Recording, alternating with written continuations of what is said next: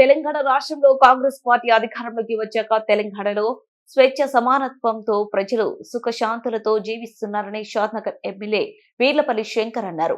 రంగారెడ్డి జిల్లా షాద్నగర్లోని MLA camp కార్యాలయంలో media సమావేశం నిర్వహించారు. ఈ సందర్భంగా ఎమ్మెల్యే మాట్లాడుతూ రైతులకు 12,000 రూపాయలతో రైతు భరోసా ఇవ్వడం హర్షించదగ్గ విషయమని అన్నారు.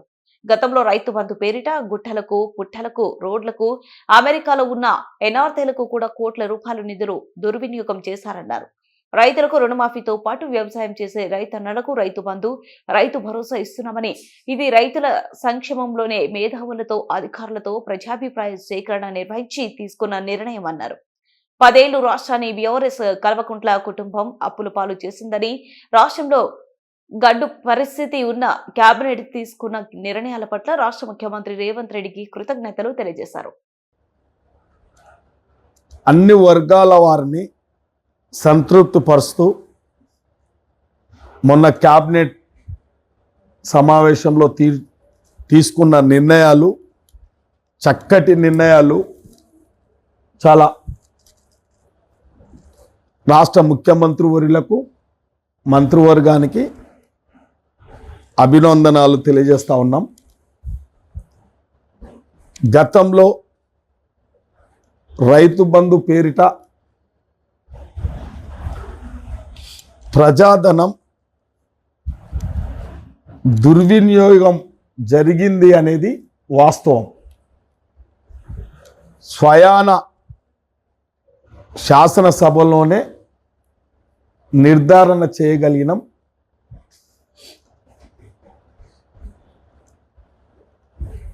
రైతులకు రుణమాఫీ చేయడమే కాకుండా నిజమైన రైతులకు సాగు చేసుకునే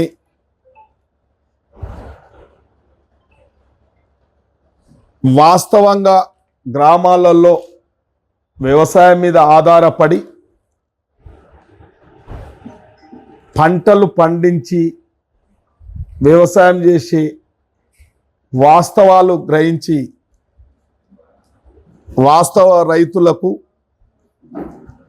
ఈ యొక్క రైతు భరోసా ఇవ్వాలని కూడా చెప్పడం జరిగింది. గతంలో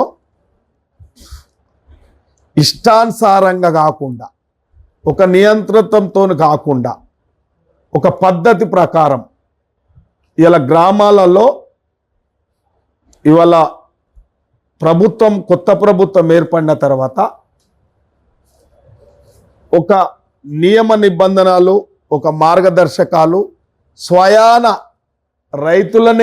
రైతుల సమక్షంలోనే అభిప్రాయ సేకరణ తీసుకోవడం జరిగింది. సేకరణ తీసుకోవడమే కాకుండా సంబంధిత అధికారులను, అందులో ఉన్న ఇబ్బందులను కూడా అన్ని వర్గాలతోని అభిప్రాయాలు తీసుకొని, వ్యవసాయ రంగంలో ఉన్న మేధావులతోని అభిప్రాయాలు తీసుకొని రైతు బంధు కొంత దుర్వినియోగం జరిగిందనేది వాస్తవం.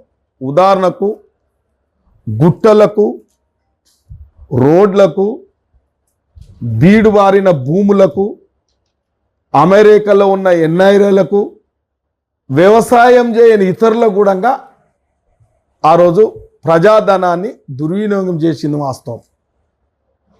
ఎస్, రైతుకు ఎంత చేసినా తక్కువనే మనం చేయాలి.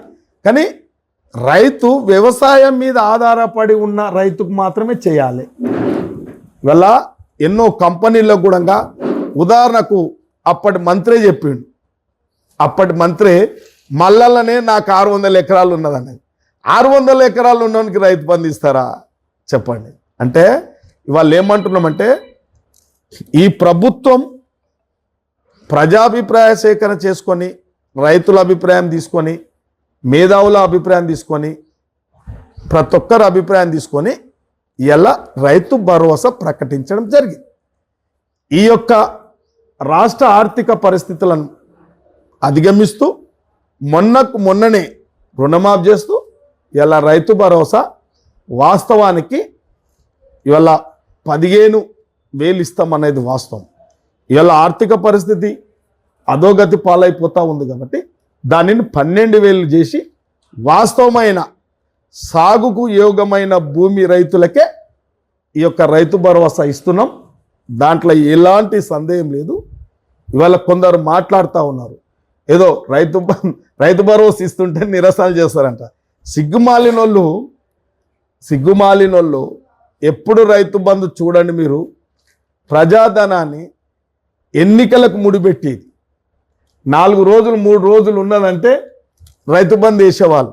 అంటే ఆకర్షితులను చేసుకొని, ఓటర్లను ఆకర్షితులను చేసుకొని ప్రజాధనాన్ని తాకట్టు పెట్టిన గొప్ప నాయకులు, గొప్ప పార్టీ అది బీఆర్ఎస్ పార్టీ. అదొక రకంగా చెప్పాలంటే బద్మాష్ పార్టీ, బేకార్ పార్టీ. ఇవాళ అంటే నిజమైన రైతుకి ఇస్తున్నాం కాబట్టి రైతులందరూ కూడా చాలా సంతోషంగా ఉన్నారు. వీళ్ళు ధర్నాలు చేసినా నిరసనలు చేసినా ఎవడూ లేడు వాళ్ళ వెంబడి. రైతులకు అందరికీ తెలుసు, రైతు కుటుంబాలు వాస్తవాలు గ్రహిస్తున్నారు. ఈ రాష్ట్రంలో ఏం జరుగుతున్నది అనేది వాస్తవాలు గ్రహిస్తున్నారు. కాబట్టి ఒక బీఆర్ఎస్ బేకార్ పార్టీ కార్యకర్తలు అనాలా, బీఆర్ఎస్ పార్టీ కార్యకర్తలు అనగాని వాళ్ళు రైతుల ముసుగులో కండువాలు వేసుకొని జెండాలు పట్టుకొని తిరుగుతుంటే తప్ప ఏ రైతు కూడా స్పందించడం లేదు. ఎస్, ఇవాళ నిజంగా చెప్తున్నాం, ప్రతి గ్రామంలో రైతులకు నిజంగా వాళ్ళలాగా ఏదో కల్లిబొల్లి మాటలు చెప్పలే. రైతు విషయంలో ఏకకాలంలో 2 లక్షల రూపాయలు రుణమాఫీ చేయడం వాస్తవం జరిగింది. కాకపోతే ఇంకొద్దిగా 10% కూడా వాస్తవం. ఆ 10% కూడా కొద్దిగా టెక్నికల్ ప్రాబ్లం ఒకటి, 2 లక్షలకు అబోవ్ ఉన్న వాళ్ళకు కూడా కొద్దిగా పర్సెంటేజ్